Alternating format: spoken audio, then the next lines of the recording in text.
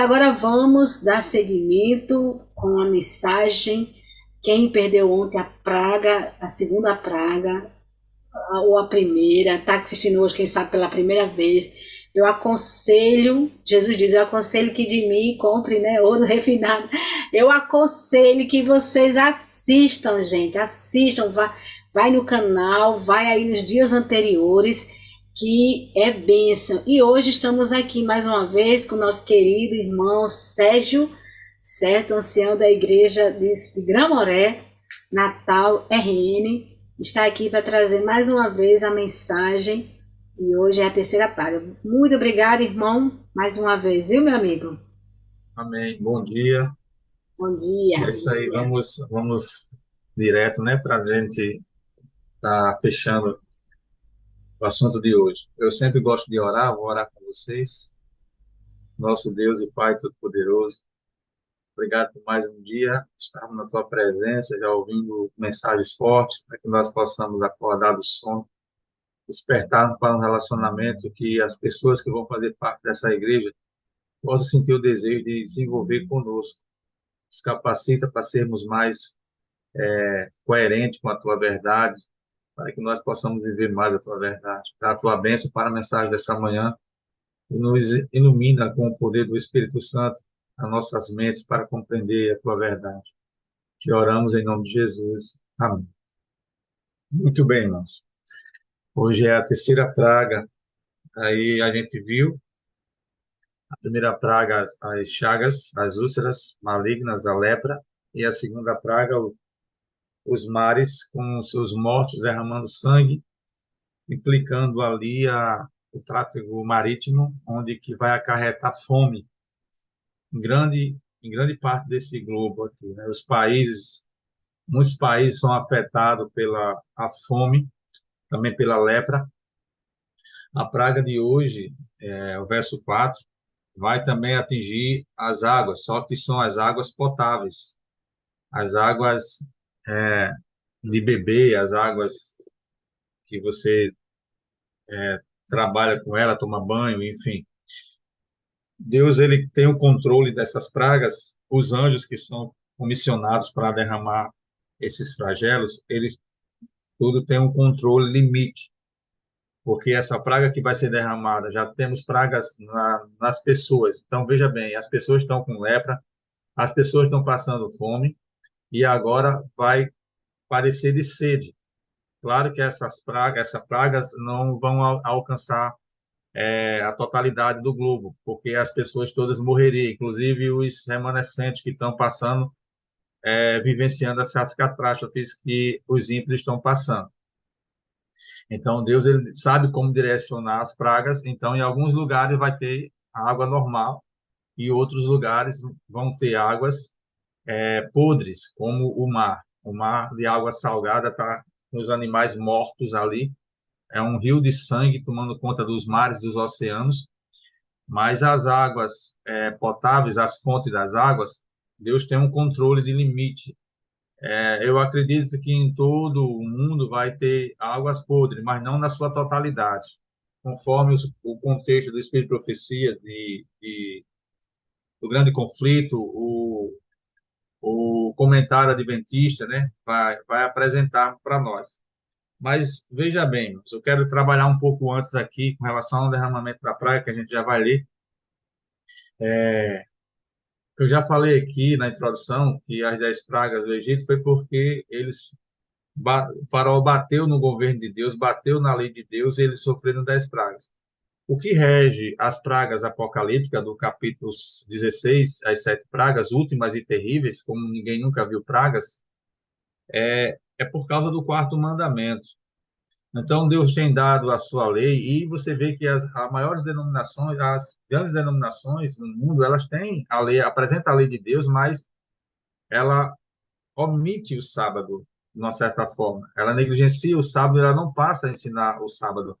Então, é por isso que é justamente em cima desse quarto mandamento que as 7 pragas estão vindo para trazer consequências drásticas à humanidade ímpia. Lembrando que é aquelas pessoas que já tiveram a sua oportunidade de se arrepender e não se arrependeram. de se voltar para Deus e não se voltaram para Deus.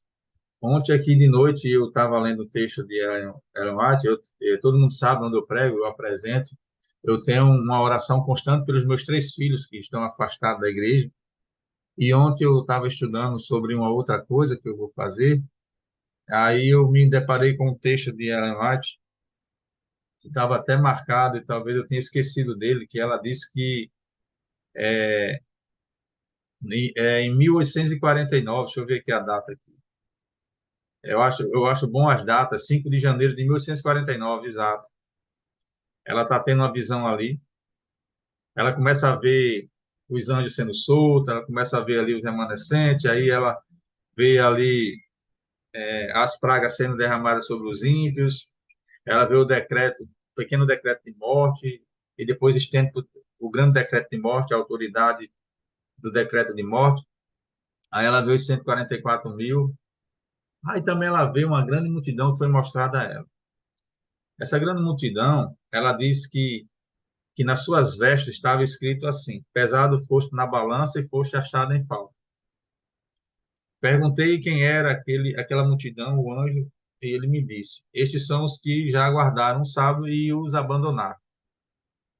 Queridos, nós temos muitas pessoas lá fora e que já foi daqui de dentro que vão voltar, com certeza. Agora, por que eu estou batendo nesse ponto aqui nessa manhã? É porque a gente, como verdadeiros adoradores, precisávamos ter mais uma postura de cristão, ter mais exemplo como cristão. Porque, de uma certa forma, a nossa conduta dentro da igreja verdadeira, ela tem sido vista por as pessoas que querem voltar, de uma certa forma, então já estão sem forças para voltar, e quando olha para o nosso comportamento, o nosso caráter, aquelas pessoas que têm toda uma apresentação de verdade, um quarto mandamento, um selamento de Deus por causa da observância sabática, eles não conseguem, de uma certa forma, têm algum receio de voltar. Então, eu sempre estou batendo uma tecla aqui, não sei se vocês estão prestando atenção, está na hora da gente voltar a ser verdadeiros adoradores dentro da onde nós estamos. Não sermos imitadores do mundo dentro da igreja. Viver uma vida dupla dentro da igreja.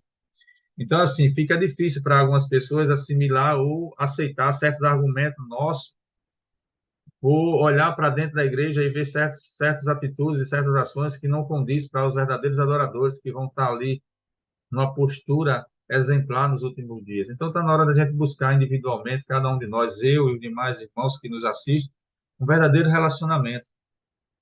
Então, ou seja, por causa que essas nações, né, vai compelir o povo de Deus, perseguir, tentar destruir o carro dos mandamentos, e vão escolher a quem servir. Ontem, eu falando com meu filho, uma conversa muito boa, ele me ouviu, pouco tempo depois da saída dele da igreja, a gente dialogou, e o meu filho é muito inteligente, e a gente dialogou ali com 11 minutos, e eu convenci ele de que nós precisamos realmente ter uma adoração sabática a nível espiritual, que é o que difere, né? E quando você vai para Malaquias, capítulo 3, verso 18, Deus fala assim, ó, mostrando para quem a quem escolher servir. Aí ele diz: então vereis outra vez a diferença entre o justo e o ímpio, entre o que serve a Deus e o que não serve. Malaquias 3:18 está lá também no grande conflito, página 645. Então, quer dizer com isso, que quando Ellen White faz essa visão, tem muitas pessoas que estão dentro da igreja que, por sua vez, guarda sábado, entre aspas, mas não tem um relacionamento. E são pessoas que possa ser que estejam incluídas nessa visão de Ellen White, com suas vestes ali, pesado fosse achado em falta. E essas pessoas vão gritar em prantos porque não estão selados para a salvação. Então, a segunda e a terceira praga que cai sobre as águas, né, dentro de um controle de Deus para não atingir o planeta todo, né? Deus tem controle para isso. Então, olha só, lepra nos ímpios, os mares podre, né, e agora o suprimento de águas vai estar contaminado. Então, em alguns lugares, as pessoas vão receber sangue, né, nas águas potáveis. Eu gostaria de só ir para o trecho, para a gente não deixar de ler, capítulo 16 de Apocalipse. Diz assim, o verso 4. O terceiro anjo derramou a sua taça nos rios e nas fontes das águas, e eles se transformaram em sangue. Verso 5. Então ouviu o anjo que tem autoridade sobre as águas dizer: Tu és justo, tu és tu, ó, o santo que eras, porque julgaste estas coisas. Pois eles derramaram o sangue dos teus santos e dos teus profetas, e tu lhe deste sangue para beber, como eles merecem. E ouvi o altar responder: Sim, Senhor, Deus Todo-Poderoso, verdadeiros e justos são os teus juízos. Isaías, no capítulo 28, verso 21, fala que essa é uma obra estranha de Deus.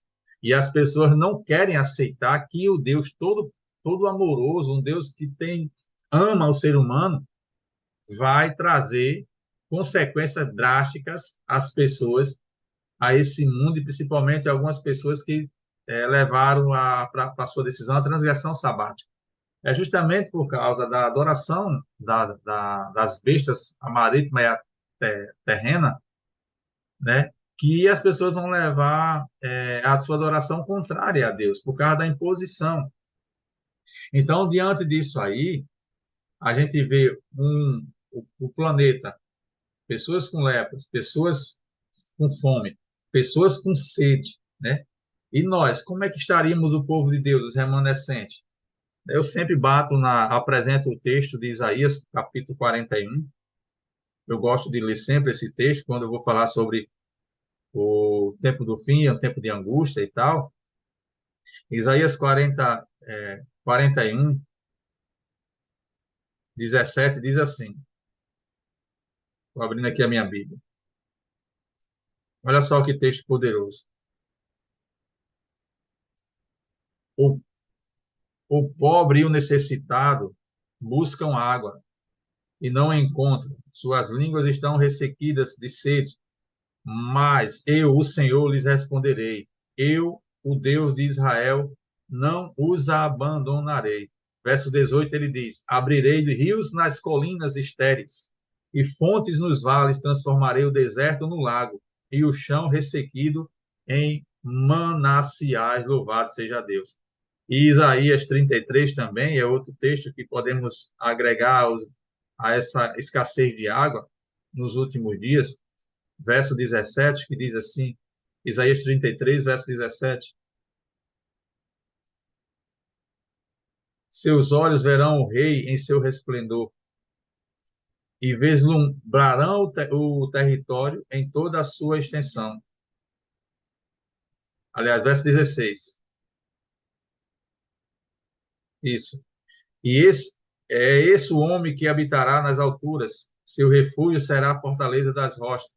Terá suprimento de pão e água não lhe faltará. Louvado seja Deus. Então, em meio a essa catástrofe, os remanescentes, aqueles que estão selados, aqueles que honraram a Deus diante das imposições diabólicas e não cederam, eles têm diante dele água para beber, alimento para comer, porque nós vamos ver que esse mundo assolado agora pela terceira praga, e não vai ser fácil. Então, anjos vai proteger o povo de Deus. Anjos trarão, se for necessário, o pão, a água, vai estar tudo certo do povo de Deus. Mas, por mais que ele passe por situações desesperadoras, né, diante das pragas que estão acontecendo, agora, irmãos, é, as pessoas não querem aceitar porque é muito sofrimento para o ímpio.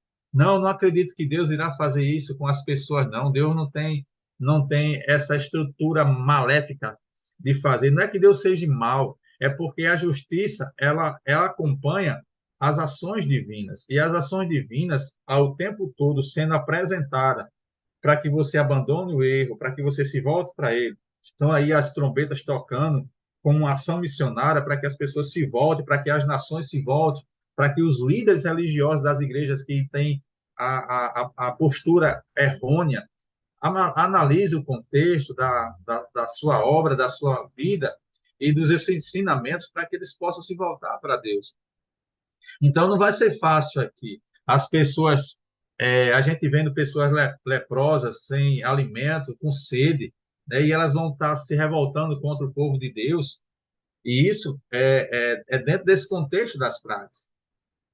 É dentro desse contexto das pragas que vai ser terrível, porque não tem como mudar a situação das pessoas.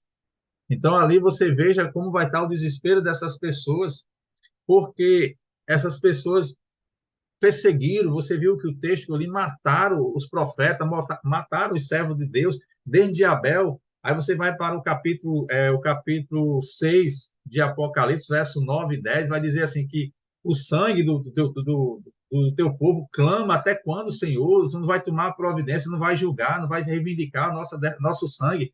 Aí você viu que o capítulo 16 diz que Deus vai dar sangue para os ímpios beber por causa da matança do povo de Deus, por causa da verdade que eles estavam apresentando, e foram mortos durante todo esse trajeto da história. Então, ou seja, não vai ser fácil, tá aqui sangue para vocês beberem, porque vocês derramou. Então, chegou o momento de Deus reivindicar os justos que morreram. Agora, interessante é que em meio, eu falei aqui na introdução que em meio ao decreto dominical, vai ter um pequeno decreto de morte, porque olha só o capítulo 6 do Apocalipse. Aqui a gente tem que começar a analisar certos pontos para que a nossa vida mude por completo. Olha só o verso 9 do capítulo 6 de Apocalipse.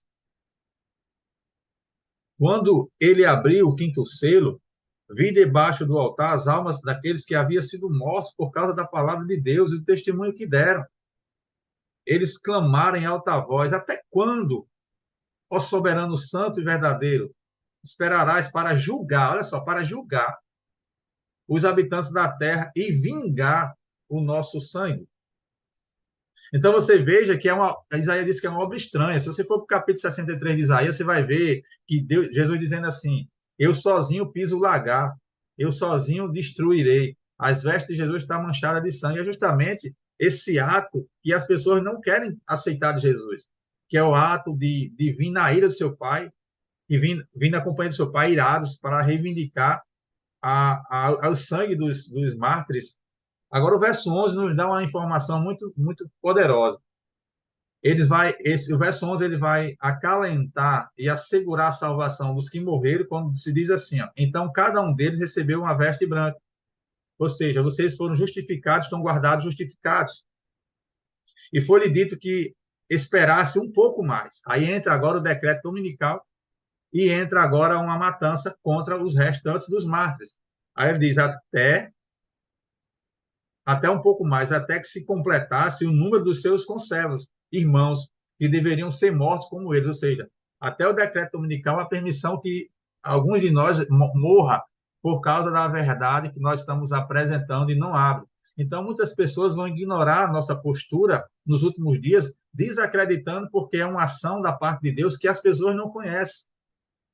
Aí você vai ver o ato consumado no capítulo 19 do Apocalipse. No capítulo 19, Deus vai justamente chegar para cumprir fielmente a sua promessa de exterminar o pecado, o Satanás, os anjos e aquelas pessoas que estão envolvidas com o erro, que não mudaram, tiveram a oportunidade de voltar para Deus, tiveram a oportunidade de tomar decisão ao lado de Deus.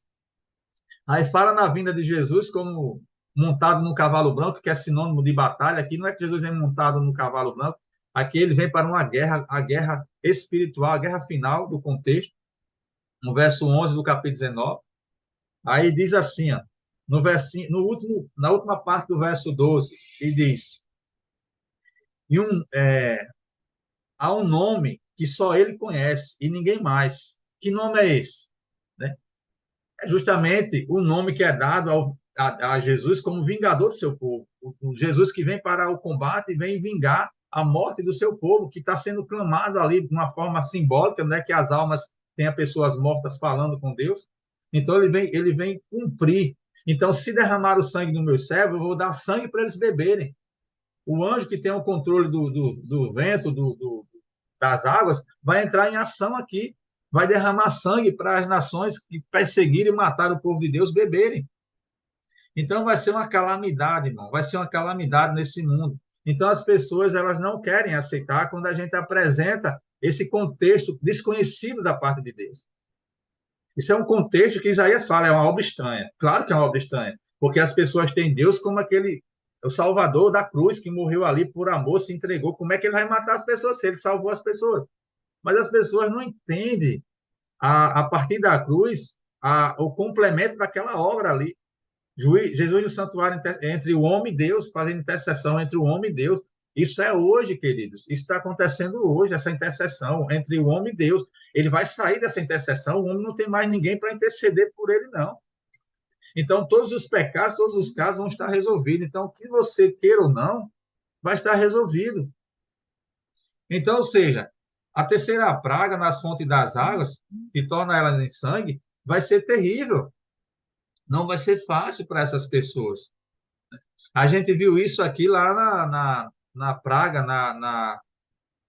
na primeira, na primeira praga, né, do Egito, a água em sangue ali, só que não era universal, era local.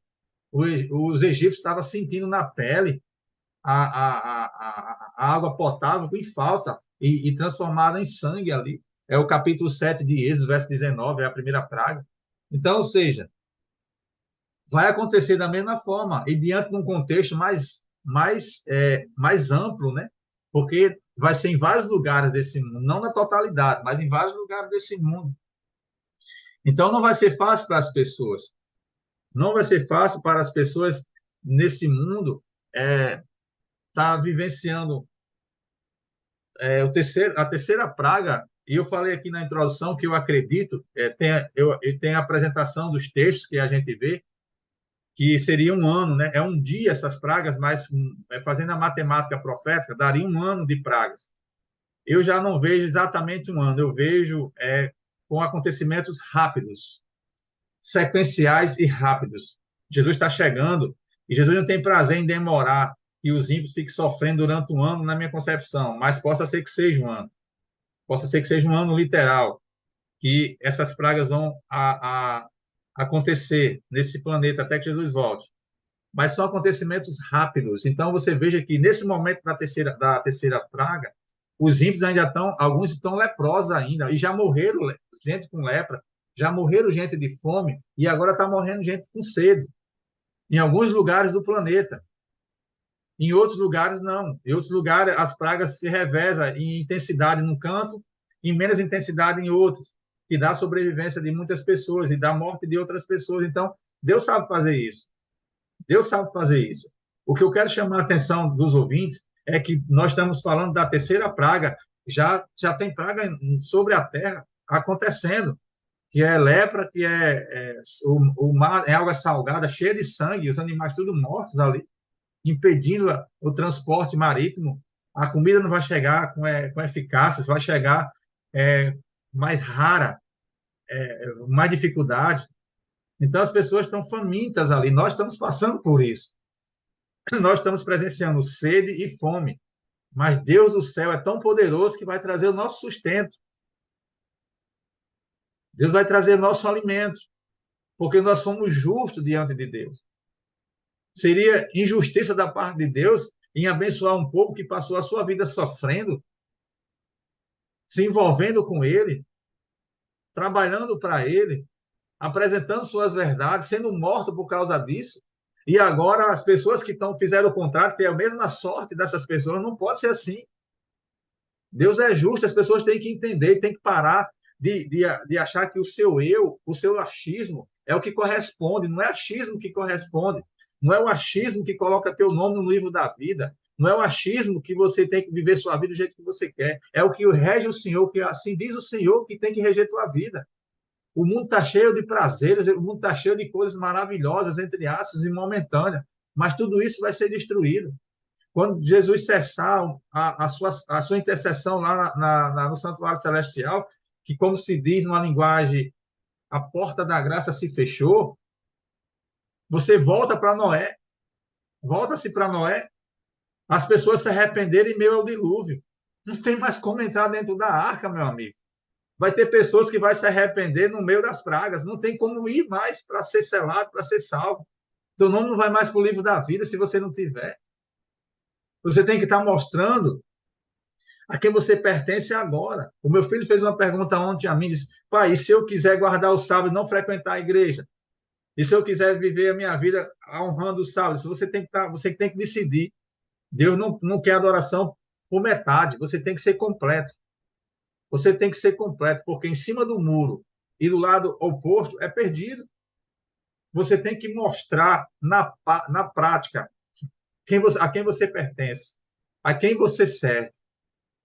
Então, não existe essa questão de dizer assim, eu vou ficar neutro aqui, eu não vou voltar para a igreja porque tem um bocado de gente lá que não presta. Eu não vou voltar da igreja porque essas pessoas nem o sábado guarda, diz que guarda, nem o sábado guarda. Esses argumentos que eu escuto, irmão, de muita gente que está afastada, porque nós estamos dando um mau exemplo como pessoas que vão para o céu. Pessoas que vão para o céu, muitos de nós estamos dando mau exemplo. Não estão vivendo uma vida íntegra, espiritual com Deus. Então, são esses requisitos que estamos apresentando, que isso faz mal para a obra de Deus. Agora, por outro lado, eu entendo que Deus vai limpar a sua igreja, louvado seja o Senhor. Ele vai limpar a sua igreja e deixar uma igreja preparada para a mensagem do terceiro anjo, para alcançar essas pessoas que estão em outras igrejas, que são sinceras, que precisam fazer parte do corpo de Deus. Deus vai buscar através da mensagem do quarto anjo. Sai dela, povo de Deus, porque chegou a hora de ser destruído esse planeta, de as pragas virem para esse planeta, e elas vão ouvir a voz daqueles verdadeiros adoradores. E eu encerro aqui, irmão. Eu estava ouvindo uma mensagem do pastor Dilson Batista, ele já está jubilado. E aquele camarada ali me chamou a atenção para muitas coisas. Depois que eu vi um sermão dele, eu comecei a ouvir alguns outros sermões, e eu fui mudando algumas coisas na minha vida. Basta só um servo de Deus, simples, qualquer que seja ele, simples, trazer uma mensagem que pode mudar a tua vida. Pode mudar o direcionamento da tua vida. E aquele sermão me marcou muito. Ele estava falando sobre o ministério pastoral dele. E ele não agradava como pastor. E ele pregava muito forte nas igrejas. E uma vez que ele terminou um sermão, uma irmãzinha disse para ele: pastor, o senhor não tem cheiro de ovelha. O senhor não tem cheiro de ovelha. Está faltando muito para o senhor amar as suas ovelhas. Ele saiu destruído daquele sermão. Foi para casa. Começou a fazer reflexão. Tinha só uma filha, 18 anos. Foi para casa. Outra vez que foi pregar na mesma igreja, chegou cedo para recepcionar as pessoas. E lá vem a irmãzinha e disse: eu continuo dizendo, pastor, que o senhor não tem cheiro de ovelha. Ele quase que enlouquece, até o ponto de entender o que estava faltando na sua vida. A sua filha deu uma lição muito tremenda àquele pastor. Ela foi morar, quando completou a idade de maioridade, ela foi para outro país estudar. E ele mandou um pastor de lá analisar a sua filha, acompanhar a sua filha, e tudo ele sabia da sua filha. E sua filha deixou um pouco de frequentar a igreja, se afastou. E então, ela veio passar um final de ano com a sua família, sua mãe e o pastor. E o pastor perguntou: irmã, minha filha, eu vejo que você não tem ido para a igreja. E ele disse: o senhor está mandando alguém me supervisionar lá onde eu estou vivendo? Vamos lá conversar então, pastor. Vamos lá, pai, conversar então. Ele lhe contou que eu tiro o mendigo da rua, que eu levo para o albergue, às vezes eu levo para dar banho, mando cortar cabelo, eu dou alimento. Ele falou isso para o senhor também? Quantas vezes o senhor tirou alguém da rua? Quantas vezes o senhor deu banho em alguém? Quantas vezes o senhor levou alimento para alguém? Quantas vezes o senhor fez isso, pai, no seu ministério pastoral? Então ele foi a destruição. Mas um relato antes que me chamou a atenção desse sermão foi que ele era teologando e foi vender livros em Manaus. Era de barca, levava 3 horas de barca para chegar no local específico. Na sexta-feira ele tinha já oferecido todos os livros da sua época de teologando. E quando foi no domingo, ele sentou numa pedra esperando a balsa chegar na segunda-feira, olhando para o mar, para os rios. Ele disse: eu já fiz oferta em todos os lugares, não tem mais onde fazer. Mas aí o sino da Igreja Católica tocou. Aí ele disse: já sei, eu vou lá na Igreja Católica. Eu não falei com o padre para vender os livros. Ele chegou lá, falou que queria falar com um padre que era seminarista. O padre disse: diga ao jovem que quando eu terminar a missa, eu o atendo. E quando terminou a missa, ele foi ser atendido na escrivania, no escritório do padre, e o padre perguntou: você é seminarista? Ele disse: não, eu sou teologando. Ah, você é teologando de que igreja? Eu sou da Igreja Adventista Sétimo Dia. Muito bem, meu jovem. Antes da formação dele. E o que é que você tem aí para me oferecer? Aí ele puxou o Conflito do Século, os livros anteriores que hoje estão mudados aqui, Eventos Finais, Desejar Todas as Nações. E ele disse: olha, de todos esses livros que você tem aí, o que eu mais gosto é o Conflito do Século. Aí, se o senhor tem esse livro, aí ele abriu a escrivania e mostrou os livros que ele lia, marcadinho, Conflito do Século. Aí ele: mas padre, o senhor tem o livro, todos esses livros que você tem, eu já tenho. Aí me acompanha, aí mostrou a biblioteca cheio de livros do Espírito de Profecia. E ele falou para o jovem que nas madrugadas ele e alguns bispos se acordam ali e vão ler o Espírito de Profecia para entender realmente o contexto final das profecias. E Dilson Batista perguntou: por que o senhor não é adventista ainda? Aí ele levou ele para frente da igreja e diagonal estava a Igreja Adventista do Sétimo Dia. Ele disse: a Igreja Adventista do Sétimo Dia é aquela ali. Mas sabe por que eu não estou lá ainda com os bispos e alguns irmãos? Porque o testemunho que a gente adventista está dando, ou vocês estão dando, não corresponde ao nível de informação que vocês têm para apresentar. O contexto que é dado a essa igreja é tão poderoso, mas vocês não estão vivendo. E se eu levar a minha congregação para lá, se eu levar os bispos para lá, estou correndo o risco dele sair amanhã da igreja. Então é justamente a visão que Ellen White está vendo, que muitos que estão dentro da igreja não estão comprometidos e no momento vão ser taxados. Vocês foram achados em falta dentro da igreja e vão estar direcionados aos acontecimentos das pragas. Você vivendo dentro da igreja. Então, meu irmão, minha irmã, esse é um apelo que eu faço a você, Igreja Adventista do Sétimo Dia, você que faz parte dela. Está na hora de mudar o nosso conceito espiritual, a nossa postura espiritual, a nossa vivência espiritual. Que Deus, de uma forma poderosa, te abençoe e te guarde. Me abençoe e me guarde no meu ministério. Eu não vejo as mensagens chegando porque eu estou com um problema na minha conta aqui que eu não consegui ainda desenvolver. Mas se porventura você está querendo o meu número, você está querendo essas mensagens, entre em contato com a Clary, ela vai mandar meu número para você e eu vou mandar essas mensagens para você.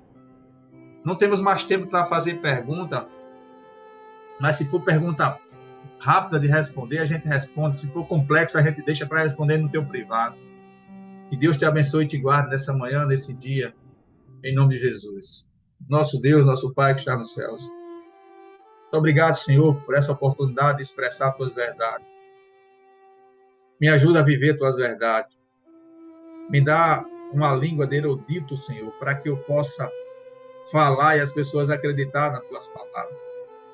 Mas, acima de tudo, me dá prática de vida espiritual, para que eu possa estar preparado para essa ação, preparado para fazer a tua vontade.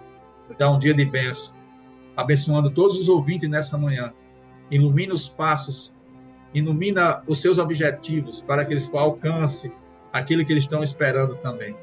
Nos perdoa os pecados, se oramos em nome de Jesus. Amém. Que Deus nos abençoe.